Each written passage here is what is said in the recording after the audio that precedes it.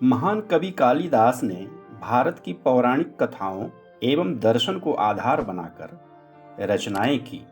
उनकी रचनाओं में भारतीय जीवन दर्शन के कई रूप एवं सार तत्व समाहित हैं।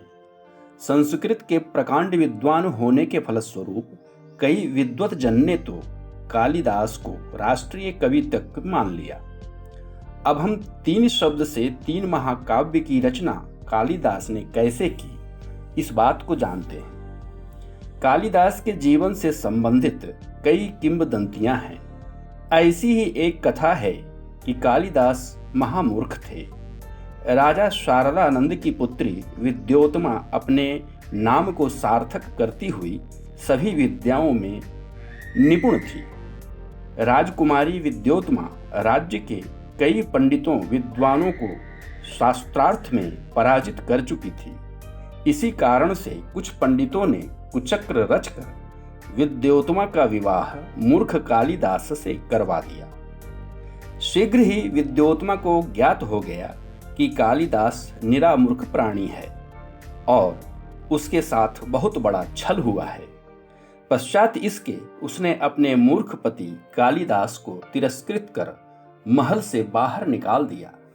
बेचारा कालिदास भटकते हुए एक गुरुकुल में पहुंचते हैं और गुरुजी से आग्रह करते हैं कि मुझे अपनी सेवा में रख लें, मैं गुरुकुल का सारा काम करूंगा। गुरुजी कालिदास का भोलापन देखकर गुरुकुल में रहने की आज्ञा दे देते हैं। कालिदास भी बड़ी लगन से गुरुकुल की सेवा में लग जाते हैं। एक दिन की बात है। गुरुकुल का एक नियम था कि नदी पार के काली मंदिर में एक विद्यार्थी नित्य प्रति सायंकाल में दीपक जलाने जाता था।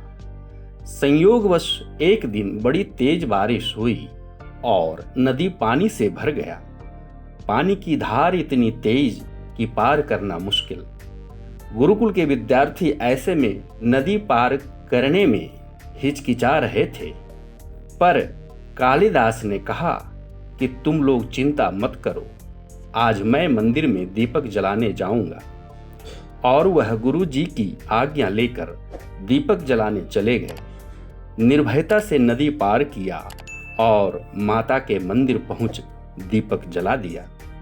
जैसे ही वे लौटने लगे तो भोलेपन में उनके मन में एक शंका हुई कि कहीं गुरुजी यह न समझें कि मैं मंदिर न जाकर कहीं नदी के आसपास ही दीपक जलाकर तो नहीं लौट आया।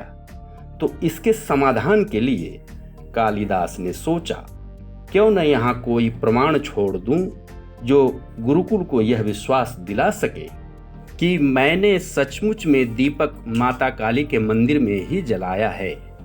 ऐसा विचार कर कालिदास ने मंदिर के दीवार पर पुते हुए चूने पर अपना हाथ रगड़ा और यह निश्चित किया कि मैं अपना यह हाथ माता के मस्तक पर रगड़ दूंगा, जिससे कि माता के मस्तक पर चूने का निशान लग जाएगा और फिर मैं गुरुजी को बता सकूंगा कि मैं सचमुच मंदिर में दीपक जलाया हूँ।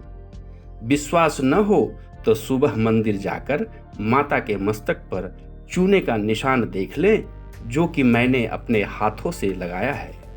और ऐसा सब सोचकर कालिदास ने अपने चूने वाला हाथ ज्यों ही माँ काली के मस्तक पर लगाने के लिए उठाया, माँ साक्षात प्रकट हो गई और निष्कपट निश्छल कालिदास को कोई वर मांगने को कहा। कालिदास साक्षात माता का दर्शन पाकर अभिभूत हो गए और माता से हाथ जोड़कर आग्रह किया कि हे माते, यदि आप मुझे कुछ देना चाहती हैं तो इतनी कृपा करें कि मैं इस मूर्खता के अभिशाप से मुक्त हो सकूं। तब कथा इस प्रकार है कि माता ने कालिदास से कहा कि ठीक है, ऐसा ही होगा। तुम यहाँ से जब गुरुकुल लौटोगे तब तुम गुरुकुल में रखी हुई सारी पुस्तकों को एक बार खोलकर सिर्फ देख लेना। जितनी पुस्तकों को तुम खोलकर देखोगे उन सारी पुस्तकों का ज्ञान तुम्हारे मस्तिष्क में समाहित हो जाएगा। इतना कह माता अंतर्ध्यान हो गई। कालिदास गुरुकुल लौटकर जैसा काली माँ ने कहा था वैसा ही किया। पूरी रात जितना संभव हो सका कालिदास ने उतनी पुस्तकों को खोलकर देख लिया। सच में कालिदास द्वारा खोलकर देखे गए पुस्तकों का ज्ञान उनके मस्तिष्क में समाहित हो गया।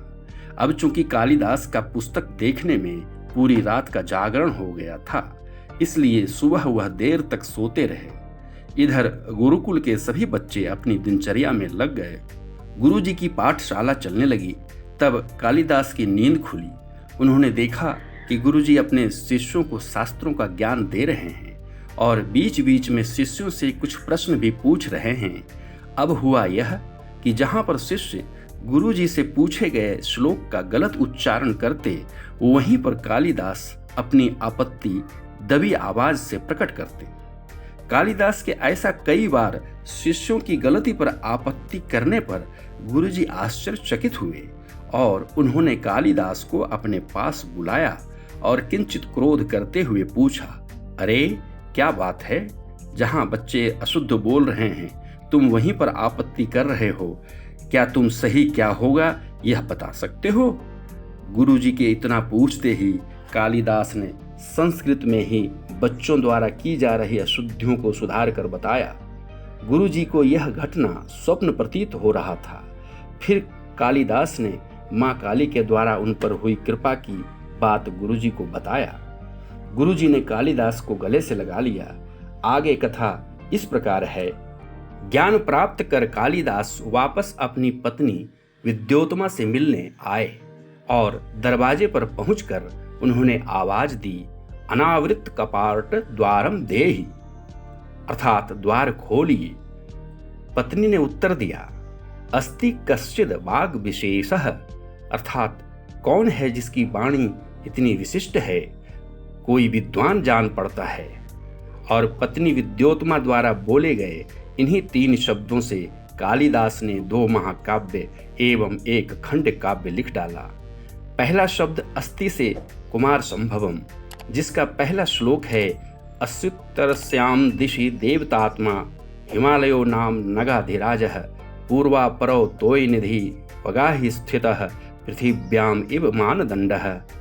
दूसरा शब्द कश्चित से मेघदूतम, जिसका प्रथम श्लोक है, कश्चित् कांता विरह गुरुणा स्वाधिकारात् प्रमत्तः शापेनास्तंगमित महिमा वर्ष भोग्येन भर्तुः यक्षश्चक्रे जनकतनया स्नान पुण्योदकेषु स्निग्धच्छाया तरसु वसतिम रामगिरि आश्रमेषु। और तीसरा शब्द वाग विशेषः से रघुवंशम, जिसका प्रथम श्लोक है, वागार्थाविव संपृक्तो वागर्थ प्रतिपत्तये जगतः पितरो वंदे पार्वती परमेश्वरो।